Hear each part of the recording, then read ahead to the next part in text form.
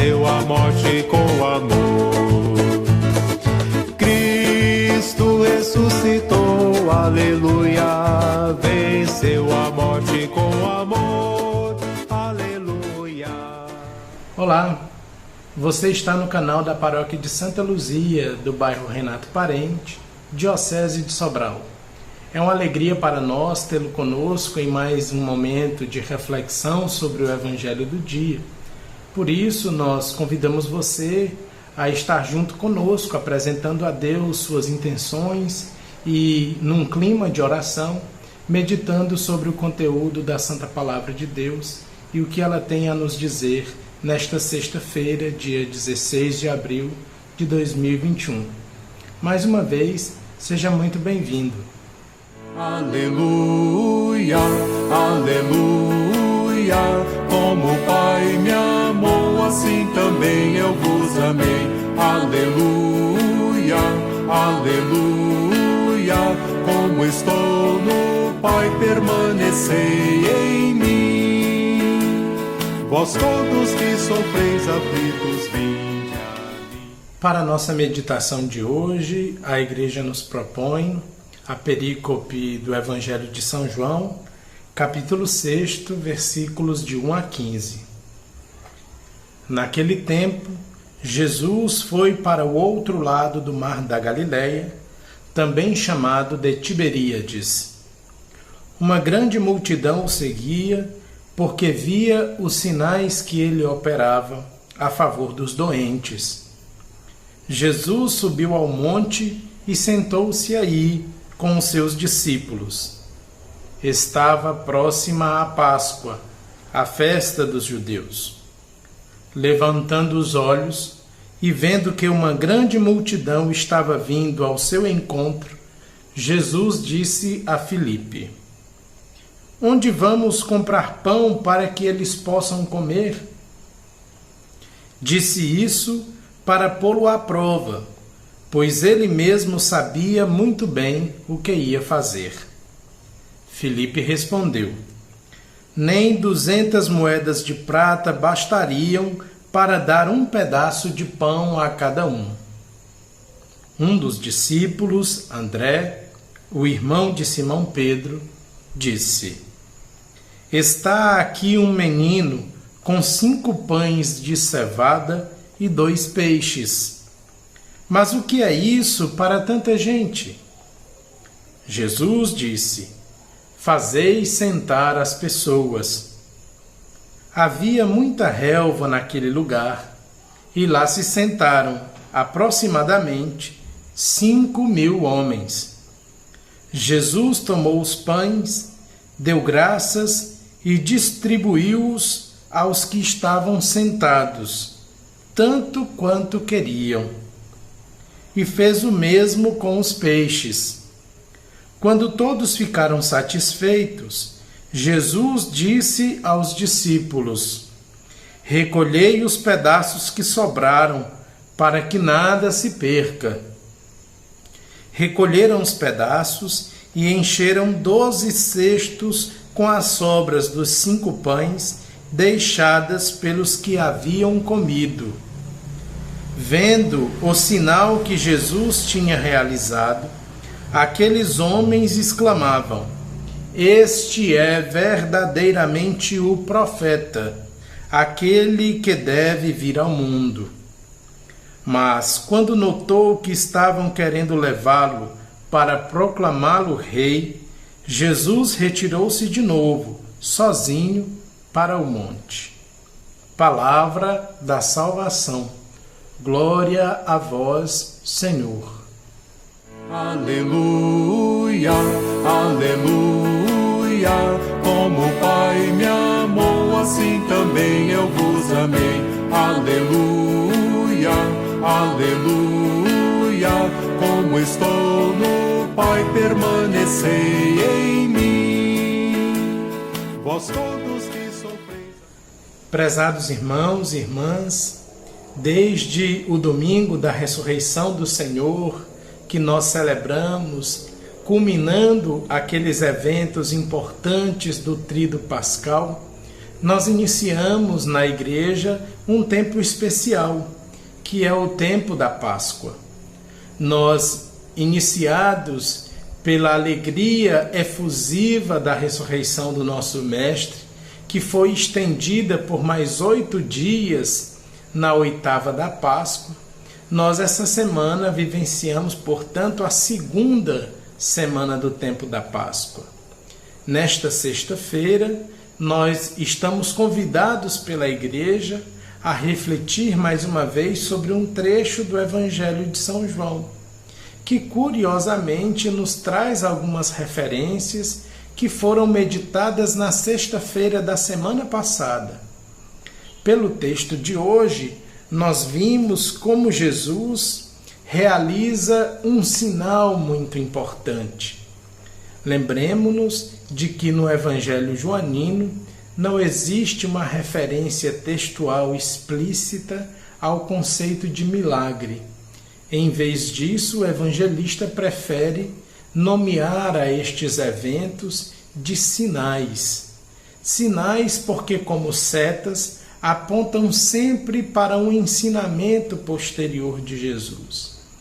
E hoje nós nos encontramos com mais uma das referências explícitas do texto joanino a um sinal realizado por Jesus. Desta vez, do outro lado do Mar da Galileia, na região de Tiberíades. Nós vimos que o texto é repleto de referências sobre as quais valeria a pena que nós nos debruçássemos um pouco nesta reflexão de hoje. Inicialmente, nós vimos que Jesus vai para o outro lado do Mar da Galileia. Uma grande multidão o seguia para onde quer que ele fosse, porque estavam atraídas pelo fato de Jesus ter misericórdia e curar os doentes que acorriam a ele com alguma expectativa de se verem liberados da sua enfermidade. Muitos são os curiosos que ainda hoje acompanham Jesus. Mas, infelizmente, muitos ainda permanecem nesse nível. Não há um envolvimento mais radical com a proposta do Evangelho. Mas, ainda como meros espectadores, muitos se encontram na condição de meros ouvintes. Essa audiência que parece não tocar o íntimo dos corações, parecia existir também entre os contemporâneos de Jesus, aqueles que acorriam a ele porque tinham interesse em se beneficiar, tirar algum proveito pessoal, sobretudo, muito menos comunitário, mas muito mais individual, para a resolução de algum dilema que singularmente alguém estivesse vivendo. Então, essas multidões faziam parte do dia a dia de Jesus, porque elas o seguiam para onde quer que ele fosse. Como quer que seja, diante das multidões, Jesus ainda resguardava um momento a sós com seus discípulos, que era majoritariamente marcado por um clima de oração. E nós vemos isso textualmente no Evangelho de hoje, pela referência do monte. Diz o texto que Jesus subiu ao monte e sentou-se aí com os seus discípulos. Na palavra de Deus, subir ao monte significa encontrar um momento adequado e um lugar adequado para conversar com Deus, para estar com Deus. Subir ao monte é, portanto, uma referência implícita a esse encontro pessoal com Deus, por meio da oração. Não à toa nós vemos muitas referências no Antigo Testamento à subida ao monte como a ocasião oportuna para encontrar-se com Deus. É, por exemplo, no evento do Sinai, quando Moisés sobe ao monte para receber de Deus as tábuas da lei, uma das muitas referências do Antigo Testamento a este fato de que subir a montanha é sinônimo de encontrar-se com Deus. Esse movimento de subida à montanha é realizado muitas vezes por Jesus ao longo dos evangelhos.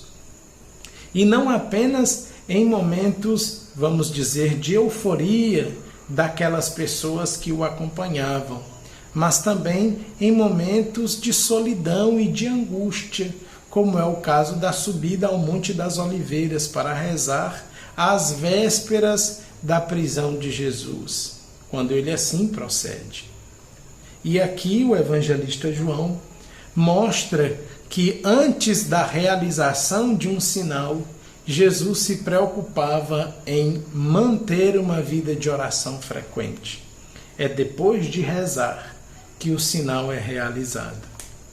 Bem, ademais, vejam que o texto dos evangelhos mostra que quando Jesus levanta os olhos, vê então uma grande multidão que vem ao seu encontro, e então ele provoca o seu discípulo, a Filipe, aquele mesmo que parece não ter entendido num primeiro momento quem era Deus, porque ele olha para Jesus em uma determinada passagem dos evangelhos e diz: Senhor, mostra-nos o Pai, e isso nos basta. Ao que se segue aquela orientação de Jesus: Filipe, há tanto tempo eu estou contigo e você ainda não entendeu? Quem me viu, viu o Pai. Para mostrar a identidade de natureza entre Jesus e o Pai.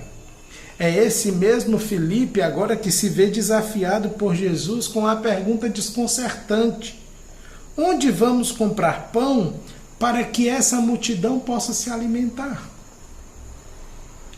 Então Filipe se vê numa condição absolutamente embaraçosa e, sabendo que seria necessária uma quantia extremamente vultuosa de dinheiro para comprar os pães, ele diz: nem 200 moedas de prata bastariam para dar um pedaço de pão para cada um.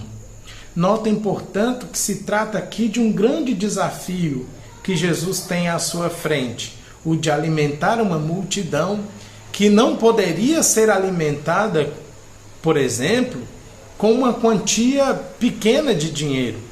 Ou seja, para dizer que o milagre ou o sinal que Jesus estava para realizar era um sinal muito grande. Não se tratava de qualquer coisa.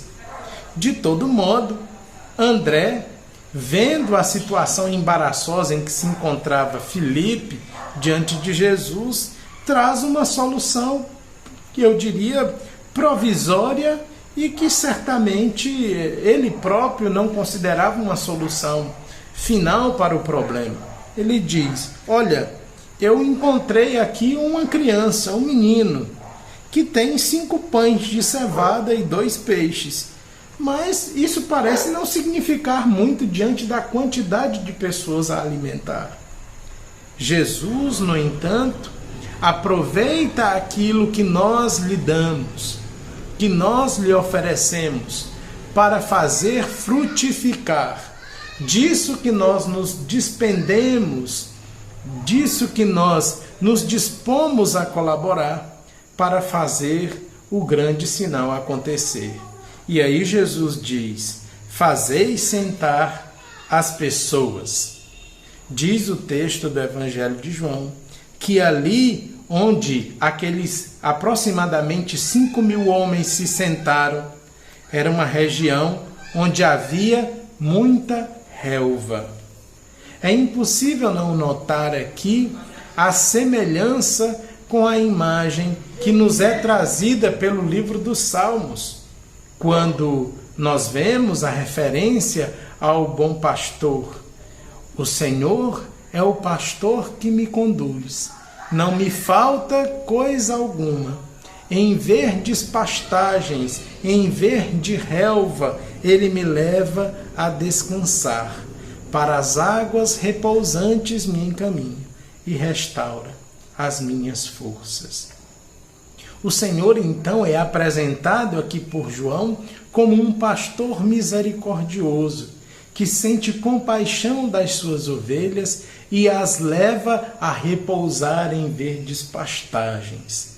A referência é muito explícita. Jesus pega os pães, dá graças e distribui aos que estavam sentados. Não sei se todos conseguem visualizar aqui a semelhança com aquilo que Jesus realiza na última ceia com os seus discípulos. Jesus toma o pão em suas mãos, dá graças, parte o pão e distribui entre os seus discípulos. É como se Jesus aqui nos apresentasse um sinal do que vem a ser depois, na última ceia, apresentado como a concessão da sua própria pessoa, da sua própria carne, do seu sangue no sacramento da Eucaristia. É um sinal daquilo que virá adiante. Portanto, o que vemos aqui pelo Evangelho de João, e se nós observarmos com cautela, nós veremos que essa é precisamente a estrutura da Santa Missa que nós celebramos todos os dias na nossa comunidade. Nós vemos espalhado pelo mundo inteiro a realização desse mesmo gesto de Jesus. O sacerdote toma o pão, consagra-o, dá graças a Deus, invoca a presença do Espírito Santo para transubstanciar o pão e o vinho sobre o altar, no corpo e no sangue de Jesus. Depois ele parte o pão, nós rezamos o Cordeiro de Deus exatamente nesse momento, e depois ele distribui aquele pão repartido no momento da comunhão. Nós temos aqui reproduzida toda a celebração eucarística.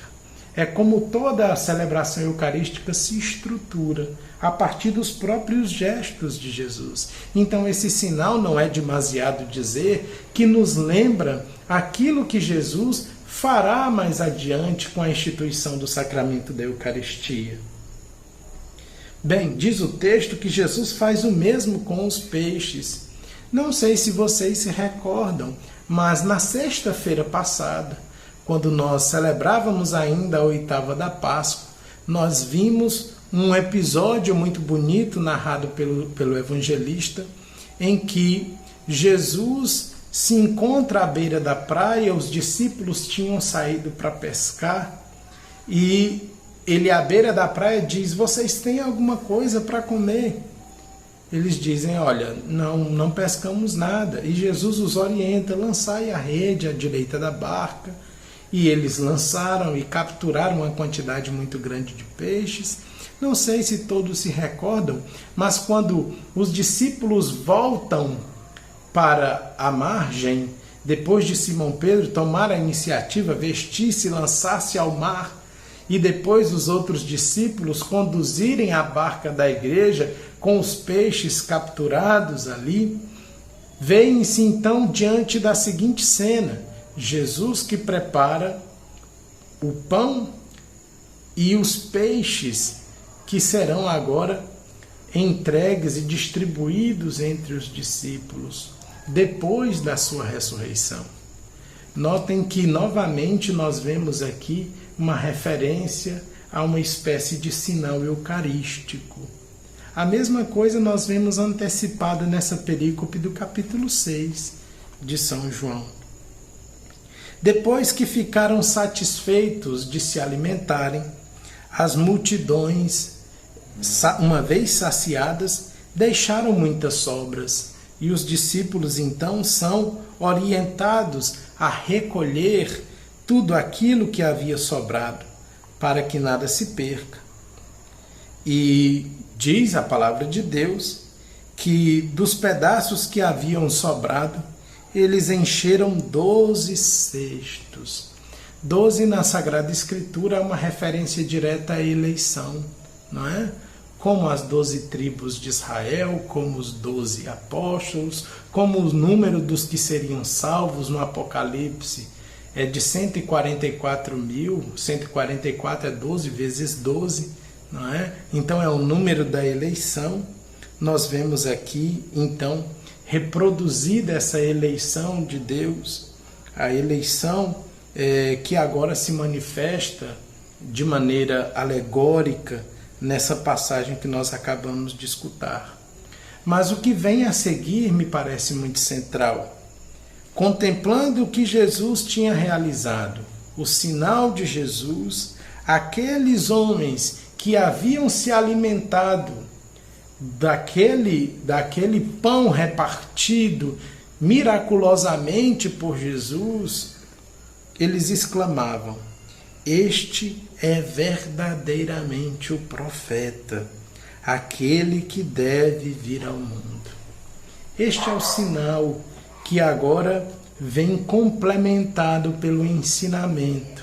Nós vimos o sinal acontecer e agora nós vemos as pessoas interpretarem esse sinal e reconhecerem em Jesus a presença da profecia, do cumprimento das profecias do Antigo Testamento. É um ensinamento, portanto, muito bonito, o do Evangelho de hoje. E diz o texto, para ser finalizado na perícope de hoje, que as pessoas começaram então a querer proclamar Jesus rei. E ele, sabendo das suas intenções, retirou-se de novo, sozinho, para o monte. Jesus então volta ao monte para voltar ao seu momento de intimidade com Deus. Então a oração antecede o sinal, mas também procede o sinal. E revela, portanto, que a vida de Jesus era uma vida de profunda comunhão com o Pai. Por isso que a sua identidade em natureza com o Pai é algo que decorre muito naturalmente ao longo do Evangelho de São João. O que nós podemos pedir a Deus nesse dia de hoje é que nós consigamos também perceber os sinais de Deus na nossa vida.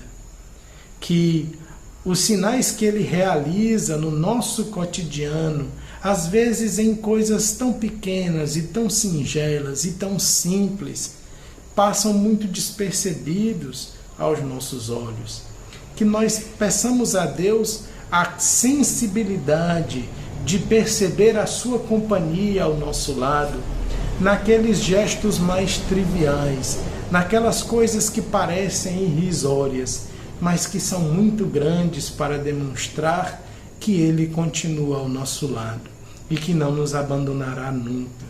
Mesmo que estejamos passando por provas muito difíceis, por tempos muito duros, não percamos a confiança, porque o nosso Deus é um Deus que quer permanecer ao nosso lado, que quer ficar conosco e que decidiu assim fazer por ato de absoluta liberdade e por uma expressão de genuíno amor por cada um de nós. Que sejamos gratos a Ele e que saibamos reconhecê-lo nos sinais que Ele nos oferece todos os dias. Que assim seja. Amém. Tendo vencido a morte, o Senhor ficará para sempre entre nós, para manter viva a chama do amor que reside em cada cristão a caminho do Pai. Cristo ressuscitou, aleluia.